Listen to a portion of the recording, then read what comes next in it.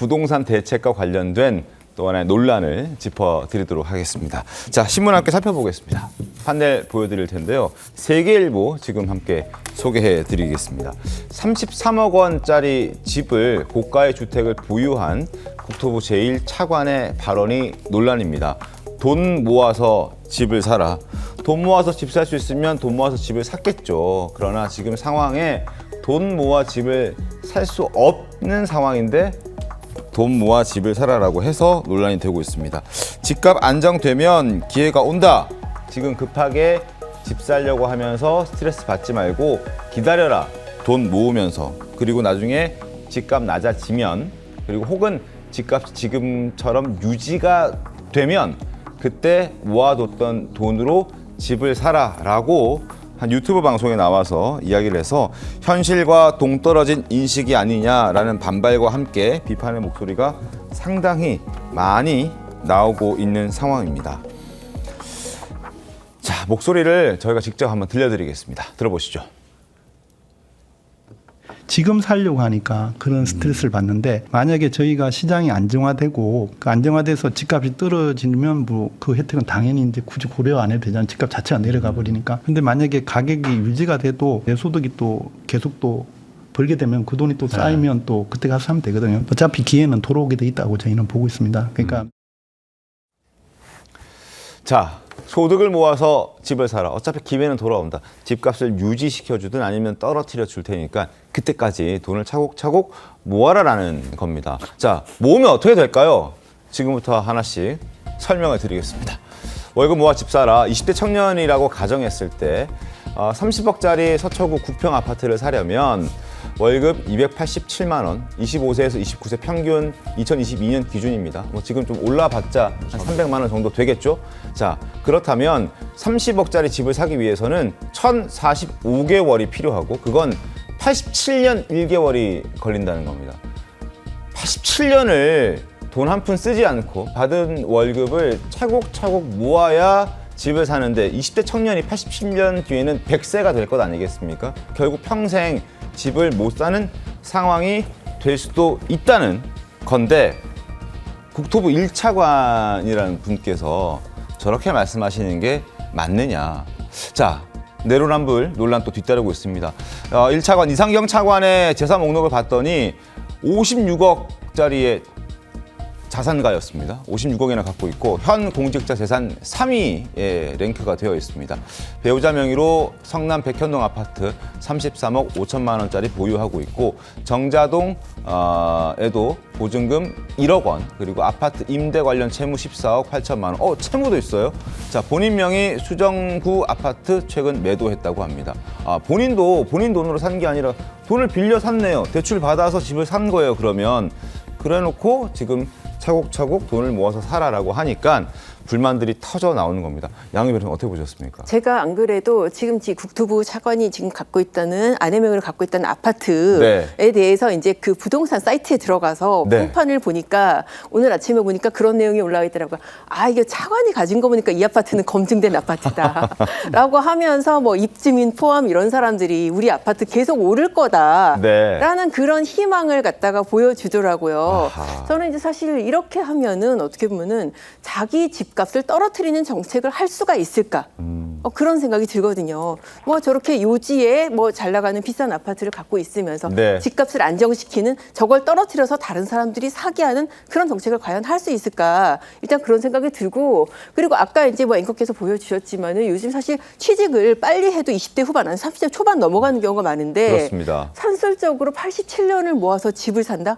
이게 도대체 말이나 되는 것이며 과연 87년, 뭐 그것도 불가능하지만 87년 뒤에는 그 33억의 가격이 그대로 유지가 될지. 그리고 저 돈은 한 푼도 안 쓰고 모았을 때를 가정한 겁니다. 87년은. 그러니까요. 이렇게 해서 어떻게 보면은 이 청년들 그리고 이제 무주택층의 그런 상대적 박탈감을 심화시키는 이런 발언이 저는 문재인 정부 때 왜 그때 당시에 이제 그 누구나 강남에 살 필요 없다라고 했던 그 발언을 떠올리게 하는 정말 어떻게 보면 정치적으로도 뭐 본인이 의도한 건 아니고 굉장히 악수라는 생각이 듭니다. 성채훈 부위원장님 어떻습니까?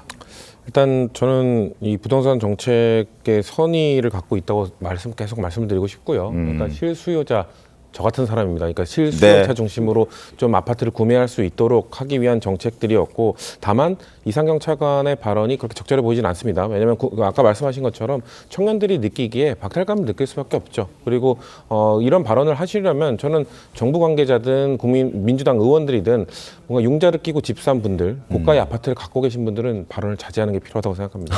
발언하다가 괜히 너는 집을 샀으니까 그렇지 않냐. 네. 물론 차관님의 말은 선이거든요. 어떻게든 집값 떨어뜨리게 우리가 최선을 다할게. 네. 최선을 다할 테니까 그 떨어지면 그때 살 수 있도록 할 테니까 좀 노력해줘. 같이 노력하자라는 선의를 갖고 말씀하신 거거든요.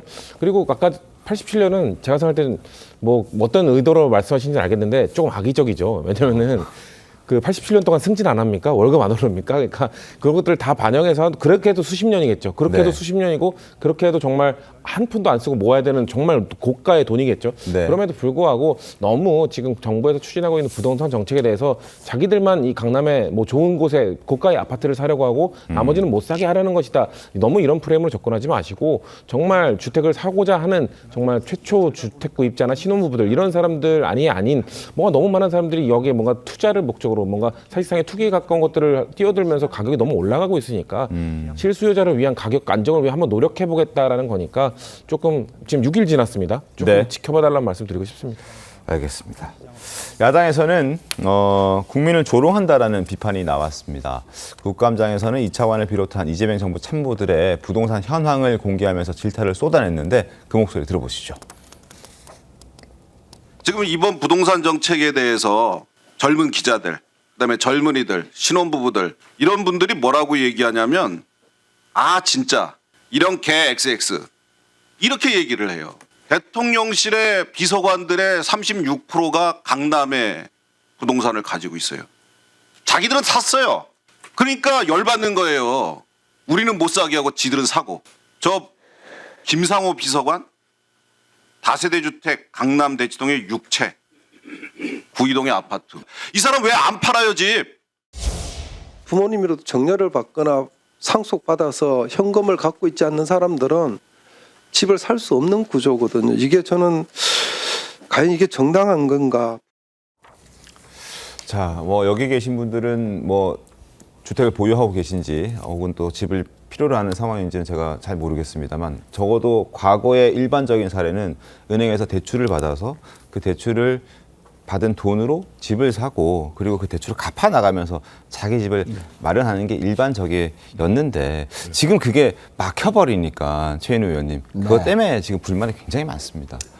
그렇죠. 뭐 야당 의원들이 고위공직자들부터 모범을 보여라. 네. 그건 뭐 당연한 요구기도 하고 또 저는 뭐 개인적으로 모범을 보일 필요도 있다라고 생각을 합니다. 네.